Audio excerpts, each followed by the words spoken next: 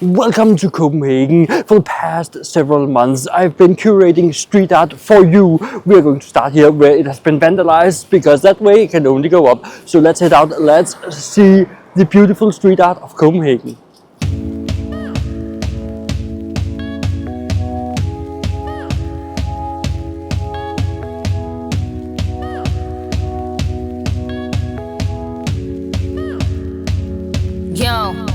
Ayo, tonight is the night that I'ma get twisted. Mix Moscato and vodka, I'ma mix it. Roll that spaceship, we about to get lifted. Live in the present, that gift is for the gifted. This what you came, this what you came for. You get what you buy, this what you pay for. So make sure the stars is what you aim for. Make mistakes though, I never worry.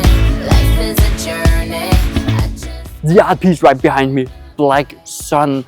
It is reminiscent of something in southern Jutland. And why was it commissioned and what does it commemorate? Well, we'll come to that.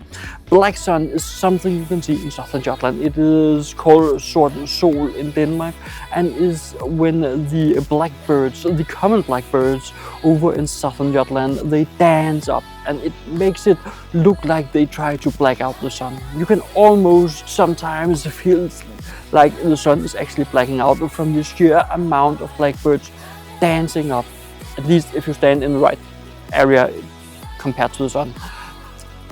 Furthermore, this was commissioned to celebrate the reunification of southern Jutland with the rest of Denmark. It brings a piece of southern Jutland to Denmark, and it brings one of the attractions from over there all the way here to Copenhagen.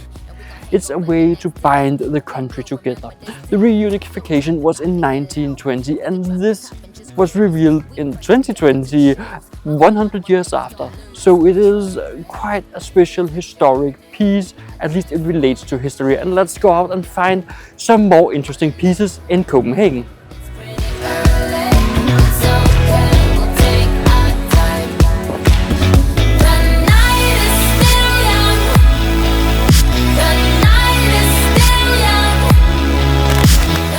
While you're out street art hunting, then ZUZA.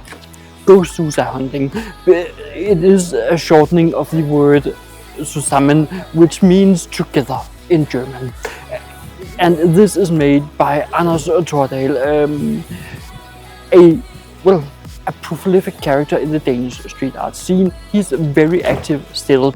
At the age of 28, he got multiple sclerosis.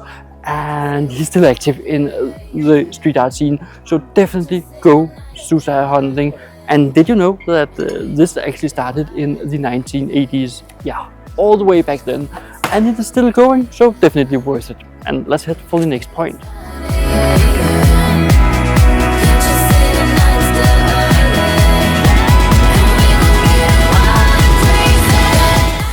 The bird behind me, the piece is called Vandalized and it was revealed in 2005 and was commissioned by Søren Solkjær's Surface project.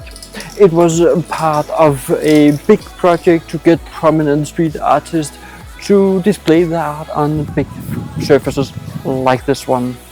And that is also one of the reasons there are so much street art here in Copenhagen. But let's see if we can find even more of it, because there's some beauties out there.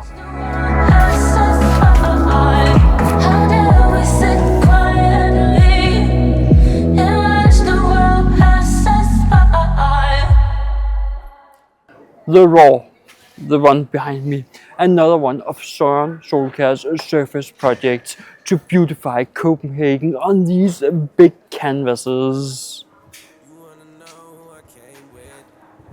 You wanna know if we're dangerous? You ain't hanging with no strangers. Do you wanna be famous? You just want the Lambos. One of the golden rules of street art is that you'd never paint over something unless you can make it better. Try to make it better than that.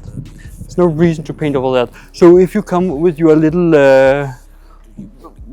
marker or something and put down your tag, stop it. Don't destroy the beautiful street art. If you come with your spray can and can do something better, when it's that level, just don't find another place. If it's low level tags, fine. but never destroy something unless you can do it better. That's the golden rule of street art, so make sure to adhere to that. Do you wanna ride with some real? With that view of the gallery of Copenhagen, then there is much more, because there's plenty more episodes. Check them out right there, and I'll be seeing you right over there where we can look at some more from the gallery of Copenhagen, the outdoor gallery, the free one, the one you've just seen, and there are plenty more, so see you over there. Yep.